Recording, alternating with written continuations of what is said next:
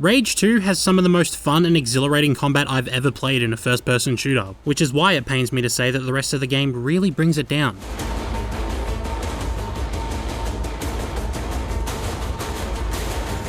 If you've played the original Rage, you probably don't remember any of it, and that's fair because apart from the visceral combat and amazing for the time but has aged about as well as my old reviews visuals, there was nothing worth caring about. That's why I was excited for a sequel, because Rage had interesting ideas, tucked away beneath uninteresting characters, bare-bones narrative, and padding in the form of racing and driving. Unfortunately, Rage 2 falls into a lot of the same traps the first did. Gunplay is undoubtedly the best thing about it. People compare it to Doom 2016, and they're not exactly wrong. It's not as fast, but it encourages you to move around as defeated enemies drop health pickups and your health doesn't regenerate except when in a critical state, as well as in the powered up overdrive mode. You get a number of familiar superpowers to play with, a ground pound, force push, and energy barrier among others, as well as overdrive mode, which ramps up your damage output and health regen. But again, they encourage aggressive gameplay, and it feels so tight. There's only 9 weapons, but almost all of them have an alternate fire mode and are plenty versatile. The shotgun in particular deserves praise for having a real crunchy spread shot, and a more focused shot, both of which feel sublime, and slamming enemies into walls with the grav dart launcher never gets old.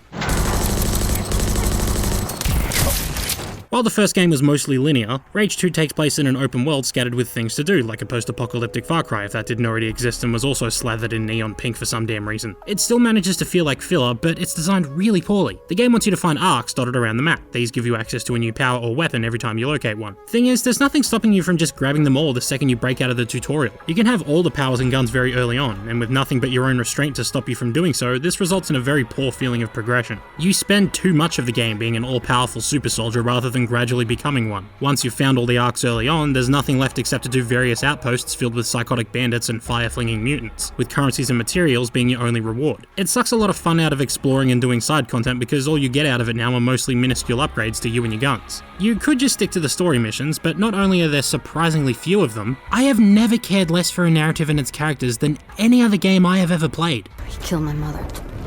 I don't know how, but we gotta stop them.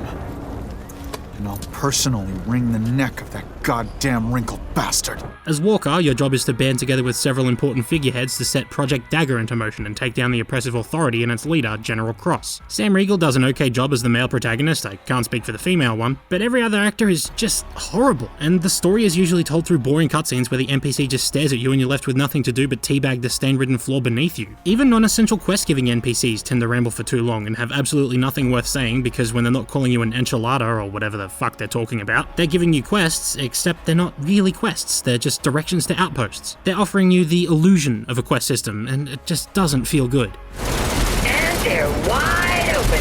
Take the shot. Weak spot exposed. Speaking of not feeling good, the driving is fine. But only when you're driving the Phoenix. Everything else feels like something someone programmed in Dreams in the space of a few hours. Impressive that someone can do that in Dreams, but in a AAA game where driving is a large focus, I expect way better. Again, though, in the Phoenix, driving in vehicular combat is passable, and I have to wonder why most of the cars don't handle as well as it. Driving is also surprisingly underutilized considering how much work was put into it, and it makes me wonder that if the driving was removed and the game is skewed the lacking open world for a linear design, maybe it would be all the better for it. There are no online modes to speak of, which is quite refreshing, but there are microtransactions for gun skins because why the fuck not? They're inoffensive and not at all forced on you, but I don't know why they're here in a purely single-player affair. Not a deal breaker, but worth mentioning.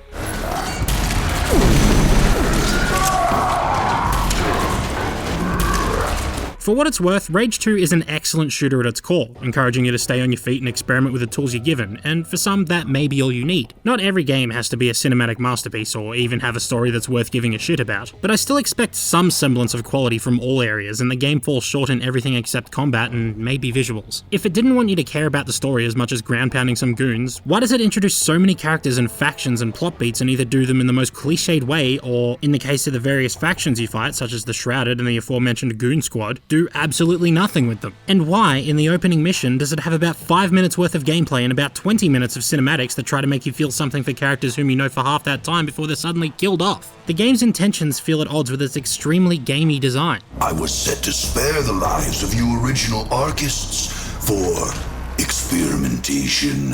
But for you, I'll make an exception for old times, Erwina. If you're up for a combat system that's exceptionally fun wrapped up in a rather hollow package, go for it. In the end, I recommend it, but maybe only on sale, or if you're confident you'll enjoy the combat so much that the rest of the game just doesn't matter. Unfortunately, Rage 2 tried desperately to be greater than its forgettable predecessor, but it somehow comes off as even more forgettable. The gunplay is incredible, but there's no backbone to support it. A boring open world, an almost offensively weak story, and no identity to call its own. It's like Doom if it attempted to be Borderlands, except where Borderlands has endearing and memorable characters with infinitely quotable dialogue, Rage 2 even fails at that. It doesn't stand out at all in the current market, and much like its predecessor, it's probably going to end up in the bargain bin before very long. I wanted Rage 2 to be good so that it could take that hilariously horrible ending from Rage 1 and do something fun with it. But ironically, Rage 2 is like if they took that ending and turned it into a whole game. It's going to fade out with naught but the smallest of whimpers. But it's a 10 out of 10 because they've got Aussie Man reviews in it. I've never even seen a kangaroo jump this high. Because they're lazy bastards.